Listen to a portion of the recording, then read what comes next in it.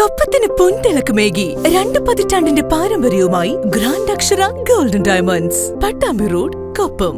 കോർമോത്തുപടിയിൽ പൂരത്തിനിടെയുണ്ടായ ലഹരി മാഫിയയുടെ ആക്രമണത്തിൽ ഡിവൈഎഫ്ഐ കോർമോത്തുപടി യൂണിറ്റ് ഭാരവാഹി വിഷ്ണുവിന് പരിക്കേറ്റതിൽ പ്രതിഷേധിച്ചാണ് ഡിവൈഎഫ്ഐ പ്രവർത്തകർ പ്രകടനം സംഘടിപ്പിച്ചത്. DYFI Koppam block secretary M Sudeep പ്രതിഷേധ പ്രകടനം ഉദ്ഘാടനം ചെയ്തു. ഡിവൈഎഫ്ഐ കൊപ്പം മേഖലാ ഭാരവാഹികളായ Anil, Muneeb, Sahir, Kormothupadi unit president Shiyas, Kormothupadi unit secretary Basith, CPIM Koppam local secretary Mohanan master, CPIM Pattambi area committee അംഗം അജയ് കുമാർ, കൊപ്പം പഞ്ചായത്ത് പ്രസിഡന്റ് ഉണ്ണികൃഷ്ണൻ, ഡിവൈഎഫ്ഐ കൊപ്പം മേഖലാ കമ്മിറ്റി അംഗം രാകേഷ് തുടങ്ങിയവർ പ്രതിഷേധ പരിപാടിയിൽ പങ്കെടുത്ത് സംസാരിച്ചു.